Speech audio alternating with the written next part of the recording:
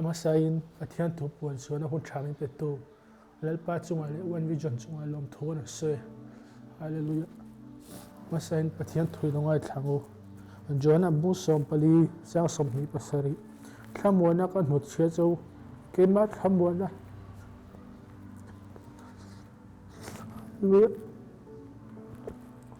pe chaw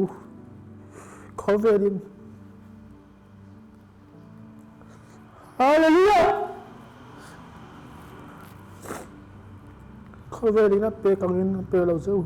in thinlung mangang su se lau lau su se tile Joanna bu som pro sang som thu pathum heng tuhui ne na ka soi to hi ke ma hian in Thlamuanna tuhin khowela hian shomi num thin nima sela thamo tagin omro kein khovel kangam ta tia titlin se lalpana thukon tirik tikan zatan mo som se Pathian ni nei hlana hallelujah lalpa voina lalpa I thupuan chuana hun thami pe vel lom thu ona se hallelujah lalpa hengi thugaron puan chua turi lalpa ngaithla tute thinlung lalpa chiangin min tu sakla hallelujah lalpa hallelujah lalpa nangma Thlamuanna kan nei na tu thugaron soidon ya lalpa pa nangma Thlamuanna nei to laute po lalpa Thlamuanna tharalo ne nei hleithei nan karon ane zong so Isua Christamin karon dile amen tihan ka ngai to china mishing ta hi nun Thlamuan lo na nei kan wat tamem a chenda zu nun Thlamuanna zongin nun Thlamuanna duin zu le jakste ipan mei chen na te kan tlana ma se kha khan kan nun Thlamuanna khan in pelo ni zu in nun Thlamuan lo na changa Thlamuanna pe thei tu da zu le Isua Christa hi ni hallelujah zu le Isua Christa ni to chuan harsatna le boina le hmang an na kara pon Thlamuanna nei to na ni hallelujah hallelujah lalpa ni chunga Thlamuanna la to chuan hallelujah hallelujah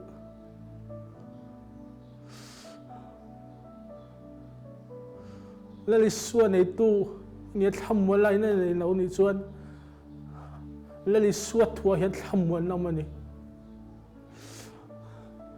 zu lali Isua masela lali Isua Christa la nei lo chuan lali Isua Christa hi ron pan ro ani chuan Thlamuanna lo piang che Thlamuanna ru reng a hria sen lo kha na pui don chani hallelujah zu lali Isua Christa Thlamuanna nei to chuan harsatna po ka ne thei turina chan puyang che hallelujah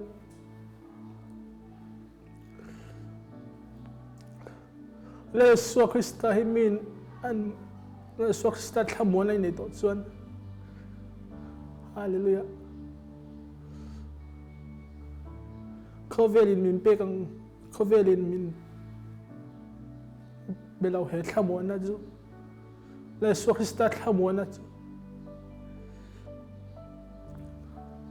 eng boina harsatna po lo tong mola chu le Isua Christa Thlamuanna nei to chuan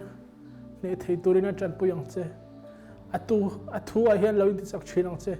atu a hian Thlamuanna mani hallelujah lalpa Isua Christa Thlamuanna chu kan zawai chunga lo thlo se hallelujah khowela chuan nun Thlamuanna kan mulo ni ma se la Isua Christa hian nun Thlamuanna mani hallelujah chu la Isua Christa chu ron pan la ani chuan eng boina bo I harsatna po khan Thlamuanna lo piang che hallelujah lalpa thukan tirik te kan zatan mo som lo se